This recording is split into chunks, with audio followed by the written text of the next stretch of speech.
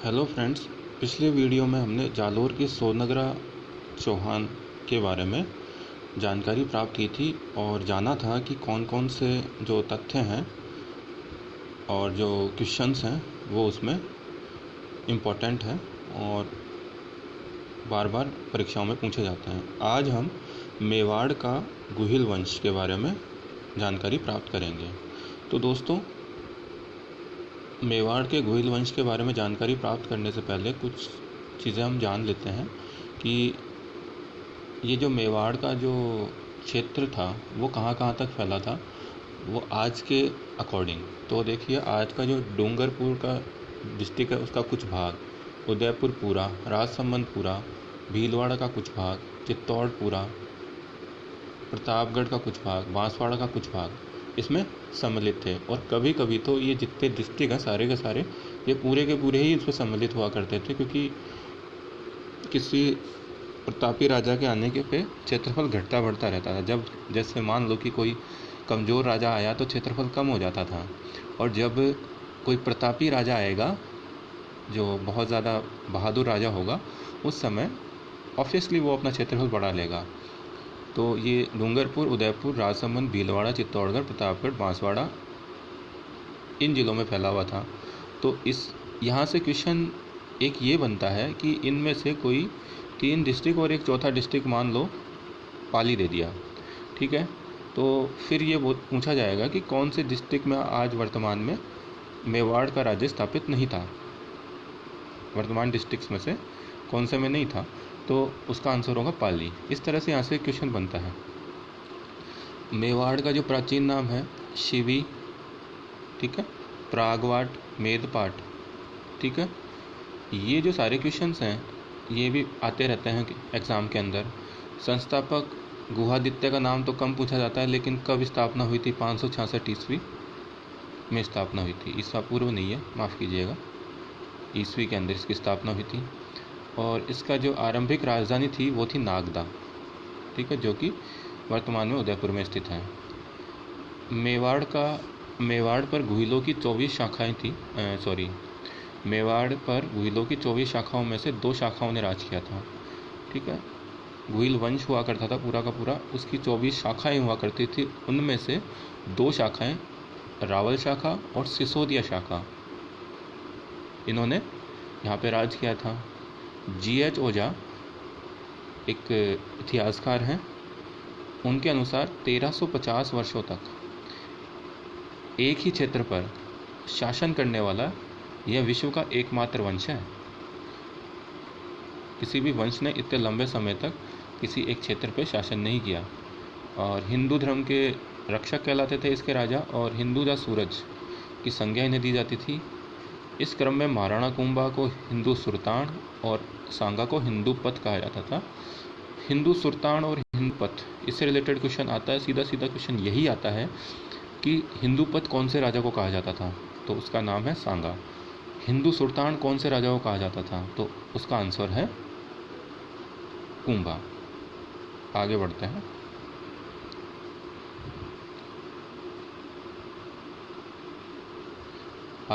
रावल शाखा। अब देखिए, हमने अभी थोड़ी देर पहले चर्चा की थी कि 2 शाखाओं ने यहाँ पे राज किया था। तो पहली शाखा है रावल शाखा, है ना जी। और बप्पा रावल है जो इसका एक प्रतापी राजा था, जिसका नाम कालभोज था। बप्पा उसकी उपाधि थी, ठीक है। तो ये क्वेश्चन कालभोज वाला पूछने के चांसेस अच्छे खासे हैं। हारित ऋषि के आशीर्वाद से मेवाड़ राज्य को इसने पुनः संगठित किया। मतलब इससे पहले 566 से लेकर 734 के बीच में मतलब टुकड़ों में शासन हुआ करता था, कि कभी राजा ने एक क्षेत्र पर अधिकार कर लिया, कभी दूसरा क्षेत्र, मतलब एक क्षेत्र पर अधिकार किया तो दूसरा क्षेत्र छूट गया, दूसरे पर किया तो तीसरा क्षेत्र हाथ से निकल गया। इस तरह से पहले शासन हुआ करता था, क्योंकि रिसोर्सेज बहुत कम थे, संसाधनों की कमी बहुत थी। इस वजह से फिर बप्पा रावल एक क्या था कि एक बहुत ही प्रतापी राजा जब आया, कि देखिए अच्छा मैनेजर जब आएगा ना तो वो पूरी की पूरी कंपनी को बहुत अच्छे से चला पाएगा। आज के संदर्भ में अगर हम समझें, ठीक है, अच्छे मैनेजर से तात्पर्य है कि वो बलिष्ठ भी होगा, वो बुद्धिमान भी होगा, है ना। ये दोनों के दोनों उसके अंदर गुण पाए जाएंगे, ठीक है। पहले के मामले में देखा जाए तो, और उसके कॉन्टैक्ट आज के मामले में देखा जाए तो उसके पास पैसा भी होना चाहिए, उसके पास कनेक्शंस भी होने चाहिए, ठीक है, वो मृदुभाषी भी होना चाहिए। लेकिन पहले का जो बप्पा रावल का टाइम था, यहाँ पे या तो ताकत चलती थी सबसे ज़्यादा, जो ताकतवर जो जितना ज़्यादा होता था वो उतने क्षेत्र पे शासन करता था, ठीक है। तो इसको मेवाड़ का वास्तविक संस्थापक भी कहा जाता है, क्योंकि वास्तव में जो सारे के सारे क्षेत्र पे कभी ना कभी, जैसे किसी राजा ने किसी क्षेत्र पर राज किया होगा, इनके वंशजों ने, तो उन सबको इसने इकट्ठा किया, ठीक है, और मेवाड़ के राज्य की इसने एक मतलब सुदृढ़ बनाया। वैसे मेवाड़ का संस्थापक तो भुआदित्य ही है। इसने सोने के सिक्के चलाए और मेवाड़ राज्य के कुलदेवता एकलिंग महादेव का इसने मंदिर बनवाया। ये बहुत ही बहादुर शासक हुआ करता था। इसको लेके बहुत सारे किस्से हैं, इसकी हाइट को लेके और इसकी बॉडी को लेके, इसके मतलब इसके बल को लेके बहुत सारी जो हैं किंवदंतियाँ मारवाड़ के जो मेवाड़ क्षेत्र है वहाँ पे सुनने को मिलती है कि इसका भाला इतने किलो का हुआ करता था, ये धोती पहनता था तो वो इतनी लंबी चौड़ी धोती हुआ करती थी, इसकी भुजाएं इतनी बड़ी हुआ करती थी। इस प्रकार की किंवदंतियाँ हमें सुनने को मिलती है बप्पा रावल के बारे में। अब जो इसके बाद जो एक इम्पोर्टेंट शासक हुआ वो हुआ अल्लट, ठीक है। देखिए, ये मेवाड़ जो एकलिंग महादेव जी के मंदिर का निर्माण किसने करवाया था, ये क्वेश्चन आता रहता है, इसको आप मतलब ध्यान रखें इसको। अब आगे आते हैं अल्लट के ऊपर। अल्लट जो था 951 से लेकर 953, यानी कि बप्पा रावल के बाद भी बहुत सारे शासकों ने राज किया। देखिए, हम उन शासकों के बारे में कम पढ़ेंगे जिनसे रिलेटेड क्वेश्चन कम आते हैं। अल्लट एक जो शासक था वो पढ़ने की काबिलियत रखता है, क्योंकि उसने अपने जीवन में कुछ किया था, है ना। जो अपने जीवन में कुछ करेगा वही तो इतिहास लिखेगा। जिसने अपने जीवन में कुछ नहीं किया है तो वो इतिहास नहीं लिखेगा, ठीक है। तो उसका तो उपनाम भी याद किया जाएगा, वो क्या क्या शौक़ रखता था वो चीज़ें भी याद की जाएंगी, ठीक है। तो अल्लट है, उसके बारे में हम पढ़ेंगे कि आलू रावल भी कहा जाता था। जैसे इसका निक नेम होता है ना, अपन निक नेम खिलाते हैं, टिंकू, पिंकू, चिंकू, इस तरह से इसका आलू रावल, ठीक है, एक घर का सा नाम लगता है आलू रावल। इसने जो है आहड़ नगर की स्थापना की थी, ठीक है, जिसके बारे में हम पहले पढ़ चुके हैं, आहड़ सभ्यता, ठीक है, जिसका नाम आघातपुर भी हुआ करता था, ठीक है। यह जो आहड़ था ये मेवाड़ की दूसरी राजधानी इसको बनाया गया, और मेवाड़ में प्रथम प्रशासनिक व्यवस्था के पिता ये कहलाते हैं। तो मेवाड़ की पहली राजधानी नागदा, ठीक है। आगे बढ़ते हैं। रावल जेत्र सिंह। रावल जेत्र सिंह इसलिए इम्पोर्टेंट हो जाता है क्योंकि इल्तुतमिश जो कि गुलाम वंश का एक शासक हुआ करता था, जो कि कुतुबुद्दीन ऐबक के बाद शासक बना था दिल्ली का, ठीक है। तो इसने राजधानी जो नागदा थी उसके ऊपर आक्रमण किया था।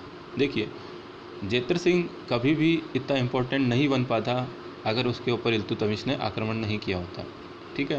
क्योंकि जेत्र सिंह और अभी ऊपर जो हमने पढ़ा था अल्लट, इनके बीच में काफ़ी शासक आए थे, लेकिन उनका इतिहास इसीलिए कमज़ोर रह गया क्योंकि किसी ने उसके ऊपर, बड़े आदमी ने आक्रमण नहीं किया। जब कोई बड़ा आदमी आक्रमण कर देता है, जैसे इल्तुतमिश जैसा बड़ा जो है राजा आक्रमण कर दे अगर, तो बात ही अलग है फिर तो, ठीक है। फिर तो वो इतिहास में जेत्र सिंह का नाम तो आएगा ही आएगा। इसके बाद हम आगे पढ़ते हैं। इस युद्ध का वर्णन जय सिंह सूरी की हमीर मदमर्दन जो है एक ग्रंथ था उसके अंदर मिलता है। यहाँ देखो, हमीर का मतलब अमीर हुआ करता है, अमीर कह सकते हैं। अमीर जो थे तर्क हुआ करते थे, ठीक है। तो इल्तुतमिश क्या था कि अमीर था, मतलब अमीर एक, वो मान लो कि जो अरब से आए हुए जो लोग होते हैं, जो उनको कहा जाता था, मतलब पश्चिम से आए हुए जो आक्रमणकारी होते थे ना, उनको कहा जाता था, ठीक है। तो हमीर मदमर्दन की जगह ये अमीर मदमर्दन, यानी कि एक बहुत ही शक्तिशाली आदमी का मदमर्दन मतलब बेइज्जती करना या उसको उसकी औकात दिखाना, ये इसका मतलब हो सकता है। यह अमीर का मतलब अमीर हो सकता है, ठीक है। यद्यपि इस युद्ध में जेत्र सिंह विजयी रहा किंतु नागदा नष्ट हुआ। देखिए, ये कितना बहादुर था, इसने दिल्ली की जो एक ताकत थी उससे उसने टक्कर ली, और हालांकि उसकी जो राजधानी थी वो नष्ट हो गई, लेकिन फिर भी इसने विजय प्राप्त की, ठीक है। इसके बाद जो चित्तौड़ है उसको पहली बार राजधानी बनने का सौभाग्य प्राप्त हुआ। नागदा व आहड़ के बाद चित्तौड़ तीसरी राजधानी थी। ठीक है, मेवाड़ वंश की राजधानी हम हमेशा चित्तौड़ चित्तौड़ चित्तौड़ हमारे दिमाग में घूमता रहता है, लेकिन उससे पहले भी दो राजधानियाँ हुआ करती थी, नागदा और आहड़। ये क्वेश्चन बहुत ही ट्रिकी क्वेश्चन है। तीन राजधानियाँ दे दी जाएंगी, चित्तौड़, आहड़, नागदा, और एक और नाम दे दिया जाएगा, और फिर बोलेंगे कि इनमें से कौन सी राजधानी नहीं है। तो अब आहड़, नागदा और उस तीसरे के बारे में कंफ्यूज हो जाओगे, आप चित्तौड़ करके आ जाओगे। गलती मतलब क्वेश्चन का स्वरूप ऐसे सोचोगे क्वेश्चन गलत लिख दिया उसने। ठीक है, इसलिए ध्यान रहे। और यह युद्ध भूतेला का युद्ध कहलाया, जो 1227 में लड़ा गया जैत्र सिंह बनाम इल्तुतमिश। आगे बढ़ते हैं दोस्तों। रावल रतन सिंह, जिसके ऊपर अभी थोड़े दिनों पहले एक पद्मावत नाम की एक मूवी आई थी, तो वो इन्हीं के ऊपर बनी थी, रावल रतन सिंह जी के साथ, जो कि ये 1301 में ये राजा बने थे। अब टाइम तो वही आ गया अलाउद्दीन वाला। अलाउद्दीन ने किसी को नहीं छोड़ा। ठीक है, अलाउद्दीन ने ऐसी कोई रियासत नहीं छोड़ी थी, छोटी रियासतों को छोड़ के, कि बहुत ही छोटी रियासतें थी उनको तो उसने नहीं छेड़ा, वो तो अपने आप ही उन्होंने आत्मसमर्पण कर दिया उनके आगे। लेकिन जो बड़ी रियासतें थी उनमें से तो किसी को भी नहीं छोड़ा। पूरे भारत में उसने अपने अभियान चलाए और आक्रमण किया और क्षेत्रों के ऊपर अधिकार किया। ठीक है, स्रोत जो हैं जानकारी के, एक तो पद्मावत है, मलिक मोहम्मद जायसी। ठीक है, पद्मिनी चरित्र है लब्धोदय, गोरा बादल चौपाई है हेमरत्न, छिताई वार्ता है नारायण दास, और खजाइन उल फुतू अमीर खुसरो। ठीक है, जैसा कि मैंने कहा था कि अमीर खुसरो हमेशा उसके साथ ही रहता था, और उसने सारा का सारा इतिहास, जो भारत का इतिहास है, वो लिखा है उसने, अमीर खुसरो ने। तो खजाइन उल फुतू क्वेश्चन एक कॉमन क्वेश्चन हो जाता है, इसलिए कम पूछा जाता है, लेकिन दिमाग में रखें आप। ऐसा ही पूछ लिया जाता है कि अलाउद्दीन के टाइम पे कौन सा लेखक हुआ करता था, तो अमीर खुसरो का नाम तो आप याद रखें ही रखें। पद्मावत का नाम इसलिए याद रखें क्योंकि अभी थोड़े दिनों पहले एक मूवी आई थी पद्मावत नाम से, वो उस पर काफ़ी कुछ कंट्रोवर्सी हुई थी। पद्मिनी चरित्र लब्धोदय, गोरा बादल चौपाई हेमरत्न, छिताई वार्ता नारायण दास। हालांकि इनके बारे में बहुत कम क्वेश्चन पूछे गए हैं, लेकिन देखिए राजस्थान जो आरपीएससी और आरएसएसबी जो है बोर्ड है, इन दोनों का कोई भरोसा नहीं है, ये कुछ भी पूछ सकते हैं। तो खासकर आरएसएसबी तो बहुत ही अनएक्सपेक्टेड क्वेश्चन पूछता है। तो आप पद्मिनी चरित्र, गोरा बादल चौपाई, छिताई वार्ता, इनका भी आप याद रखें, क्योंकि आपको तो सब कुछ ये चीज़ें तो पढ़ के जानी है। जो मैं आपको बता रहा हूँ ना, ये तो बहुत ही मतलब इनमें से तो क्वेश्चन आते ही रहते हैं। आगे बढ़ते हैं। अलाउद्दीन के चित्तौड़ आक्रमण के कारण, जब ये अपन पढ़ेंगे तो एक तो साम्राज्यवादी नीति तो कॉमन हो ही गई। एक कोई दुर्ग होगा, जैसे यहाँ पे चित्तौड़गढ़ दुर्ग है, उसका सामरिक महत्व हो जाएगा। और 1299 में अलाउद्दीन की जो गुजरात जा रही थी एक सेना, उससे इन्होंने कर लिया था। इन्होंने तो कर लिया था, और जालोर के सोनाग्रा चौहान ने तो रास्ता नहीं दिया था। ठीक है, तो इन्होंने बोला कि हम दिखाते हैं आपको, अभी आप पहले गुजरात जीत लेते हैं, फिर हम आपको बताएंगे। और एक पद्मावत, जो मलिक मोहम्मद जायसी ने ग्रंथ लिखा था पद्मावत, उसके अनुसार पद्मिनी को प्राप्त करना। देखिए एक चीज़ बड़ी ही रोचक है कि पद्मिनी का जो इतिहास है वो ज़्यादातर जो मेन स्ट्रीम इतिहास में उसमें कम देखने को मिलता है। वो ज़्यादातर मलिक मोहम्मद जायसी जो एक कवि हुआ करता था, एक तो उसमें देखने को मिलता है, एक पद्मिनी चरित्र के अंदर देखने को मिलता है। तो इसके ऊपर भी काफ़ी क्वेश्चन, पद्मिनी के ऊपर भी काफ़ी क्वेश्चन बनने के आसार हैं। अब आगे बढ़ते हैं। 1303 का चित्तौड़ आक्रमण। ठीक है, 1303 का जो चित्तौड़ आक्रमण हुआ था, उसका आंखों देखा हाल अमीर खुसरो ने खजाइन उल फतूह में उसने लिखा था, किंतु पद्मिनी का जिक्र नहीं किया था। ठीक है, यहाँ पर पद्मिनी के संबंधी गोरा और बादल का बलिदान हुआ था। ठीक है, गोरा और बादल याद रखिए कौन सी रियासत से संबंधित थे, मेवाड़ रियासत से संबंधित थे। ये चीज़ आपको याद रखनी है। ठीक है, और एक ये जो है कि इसके ऊपर कब हुआ था आक्रमण, ये 1303 भी पूछा जाता है। लोग बाग गलती से 1301 कर देते हैं इसको। ठीक है, ये 1303 है इसका आंसर। ठीक है, मैंने तो एक आधे नोट्स में भी देखा है किसी कोचिंग के में कि 1301 लिखा हुआ है वहाँ पे, तो आप ये हमेशा ध्यान रखें कि ये 1303 ही है। रतन सिंह का केसरिया हुआ, रानियों का जौहर हुआ, जैसा कि आपने मूवी में भी देखा होगा, और ये चित्तौड़ का प्रथम साका था। आगे बढ़ते हैं। चित्तौड़ का जो है नाम बदलकर खिजराबाद कर दिया, ठीक है। और खिजर खां चित्तौड़ का प्रबंधक नियुक्त किया। खिजर खां अलाउद्दीन खिलजी का बेटा था। मेवाड़ की रावल शाखा यहाँ पे समाप्त होती है। देखिए 24 शाखाओं में से 2 शाखाओं ने यहाँ पे राज किया था। पहली शाखा रावल थी और 1303 के अंदर वह शाखा समाप्त होती है और उसके बाद दूसरी शाखा सिसोदिया शाखा मेवाड़ पर राज करती है। और इस सिसोदिया शाखा के बारे में हम पढ़ेंगे अगले लेक्चर में। तो press the bell icon and subscribe the my channel. Thank you.